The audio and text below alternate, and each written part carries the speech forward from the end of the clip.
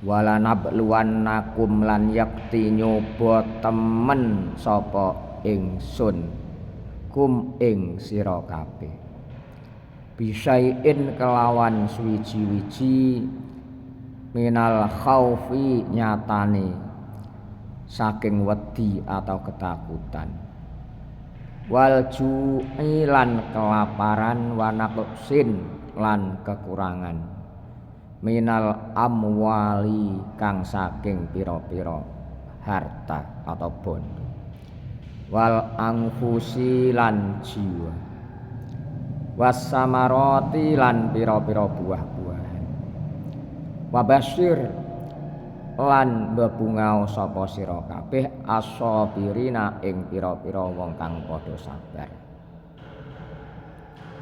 ula alladzina rupane wong akeh idza asobat nalikane menimpa atau mekenani hum ing alladzina apa musibatun musibah qalu mongko ngucap sapa alladzina ngucape inna lillahi wa inna ilaihi raji'un ing kalimat inna lillahi wa inna ilaihi raji'un inna satuhune kita iku lillahi keduwe Allah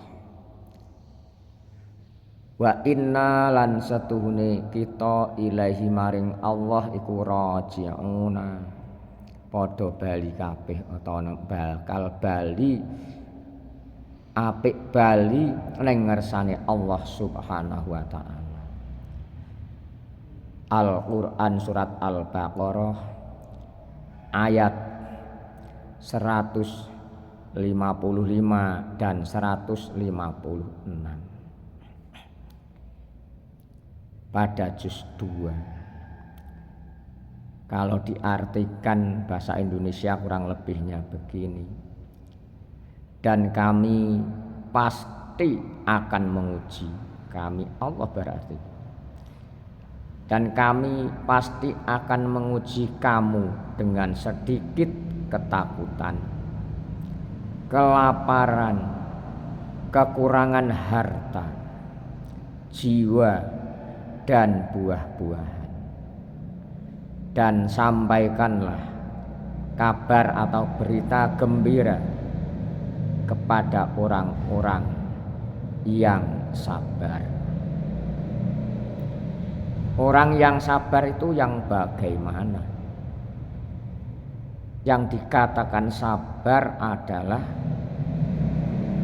orang-orang yang apabila ditimpa musibah bentuk apapun mereka berkata inna lillahi wa inna ilaihi raji'un. Sesungguhnya kami milik Allah dan kepadanya lah kami kembali. Jadi ayat berikutnya juga memberikan gambaran yang sangat indah kepada kita semua sebagai umat muslim yang beriman kepada Allah Subhanahu wa taala. Ayat berikutnya 157 ulaika alaihim shalawatum mir rabbihim wa rahmah wa ulaika humul muhtadun. Mereka itulah yang memperoleh ampunan dan rahmat dari Tuhannya. Tuhannya siapa? Ya Allah. Mendapat ampunan dan rahmat dari Allah. Mereka itulah orang-orang yang mendapat petunjuk. Perlu digarisbawahi saudaraku semua di mana saja berada. Beruntunglah orang yang mendapatkan hidayah atau petunjuk dari Allah. Karena sepak terjangnya atau apa yang dilakukan pasti benar dan lurus dan mendapatkan ridhonya Allah. Maka dari itu saudaraku semua di mana saja berada, jangan bosan-bosan berdoa atau meminta kepada Allah biar kita ini dijadikan orang-orang yang selalu mendapatkan taufik hidayahnya, ditunjukkan ke jalan yang lurus, ke jalan yang benar, ke jalan yang diridhoi. Walaupun dalam keadaan apapun, bentuk rizki misalkan, bentuk rizki apapun, baik rizki yang konkret maupun abstrak, kalau mendapatkan ridho Allah subhanahu wa ta'ala akan menjadi nyaman, indah, tentrem, ayem dalam hidupnya di mana saja berada. Perlu diketahui, rizki ada yang konkret. Rizki yang konkret ini termasuk yang bisa disaksikan oleh indera manusia, seperti rumah atau tempat tinggal, kendaraan, termasuk barang-barang yang lainnya. Itu merupakan rizki yang konkret yang bisa dilihat oleh indera manusia. Rizki yang tidak tampak termasuk kesehatan, iman, dan takwa. Ini juga termasuk rizki yang sangat besar atau merupakan nikmat dari Allah, maka harus kita syukuri. Ilmu pengetahuan, orang diberi kesabaran, ketenangan jiwa dalam pikiran, itu termasuk rizki semua. Maka dari itu kita harus berpikir sampai di situ. Semua kejadian atau musibah bentuk apapun pasti ada hikmahnya. Hanya saja manusia kadang tidak sampai di situ dalam pemikirannya. Kalau kita mengerti, walaupun tidak dalam, fa insya Allah bisa mencerna dan menganalisis kejadian alam yang ada di sekitar kita. Walaupun itu kadang-kadang kita tidak tahu, yang jelas kejadian alam di sekitar kita itu ada yang mengendalikan. Siapa? Allah subhanahu wa ta'ala. Dan di selain itu juga ada sebab musababnya. Siapa musababnya? Ya manusia itu sendiri. Karena kerusakan di daratan maupun di lautan, karena disebabkan oleh tangan-tangan manusia itu sendiri. Coba lihat dalam surat Ar-Rum ayat 40. Zaharal fasadu fil barri wal bahri bima kasabat aydin nas. Jadi sudah jelas kerusakan baik di dalam di lautan maupun di daratan disebabkan oleh manusia sendiri. Bahkan akhir-akhir ini banyak kerusakan-kerusakan atau hama-hama dalam tanaman. Asal mulanya juga dari manusia sendiri. Berbagai bentuk musibah terjadi, ada banjir, tanah longsor, bahkan pertanian atau bercocok tanam juga demikian. Coba kita renungkan, kita angen-angen bersama. Di situ banyak hikmah, karena kejadian atau musibah itu tidak akan menimpa orang yang zalim saja, tidak akan menimpa orang yang beling atau nakal saja, tapi orang di sekitarnya yang baik juga kena dampaknya. Coba lihat dalam surat Al-Anfal ayat 25.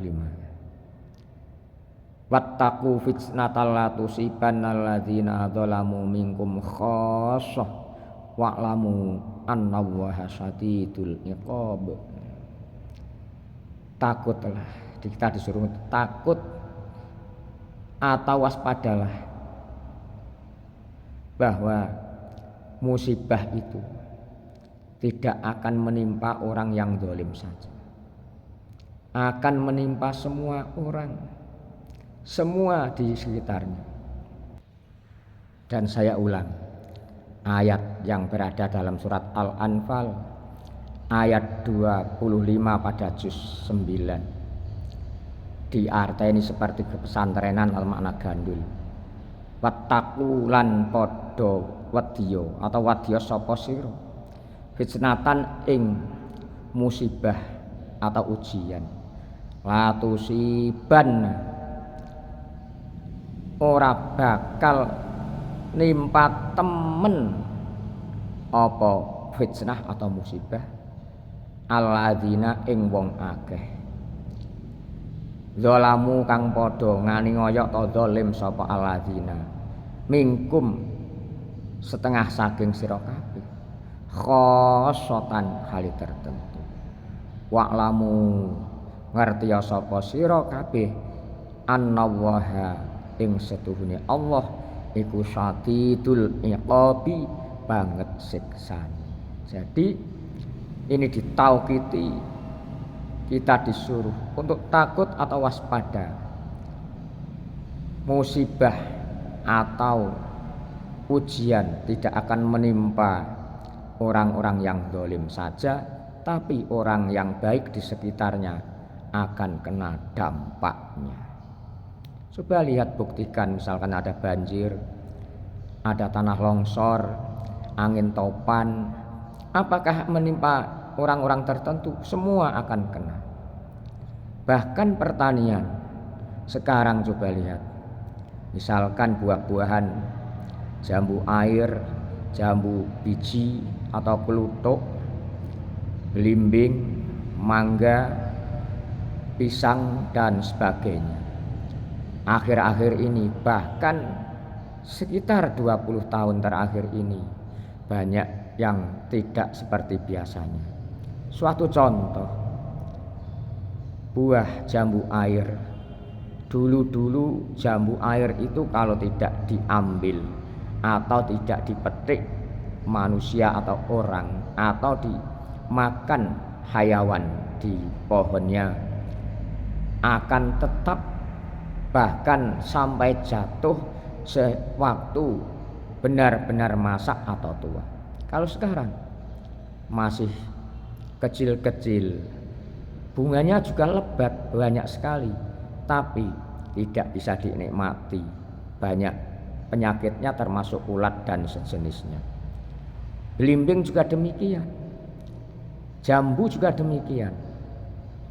Pisang bahkan waktu dulu-dulu kalau menanam pisang yang jenisnya misalkan pisang Ambon, pisang mentek atau susu, pisang termasuk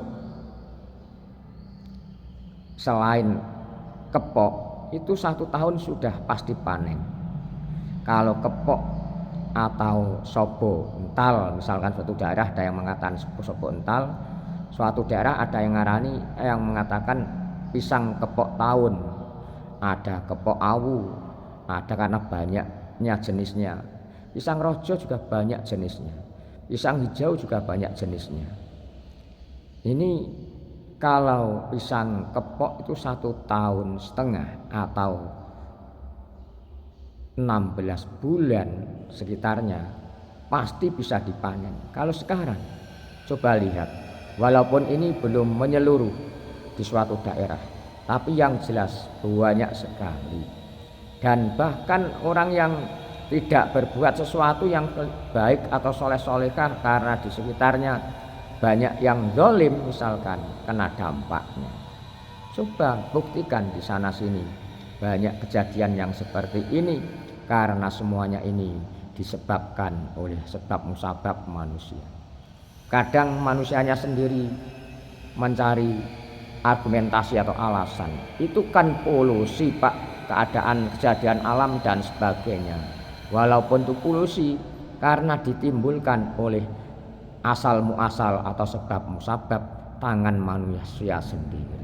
Inilah kejadian alam di sekitar kita, maka kita harus menjaga alam dan kita syukuri nikmat yang diberikan kepada Allah bentuk apapun. Kalau kita tidak bisa mensyukuri nikmat yang diberikan kepada Allah, kita akan mendapatkan kesulitan berbagai cara walaupun di dunia. Kalau kita syukuri, akan ditambah nikmatnya.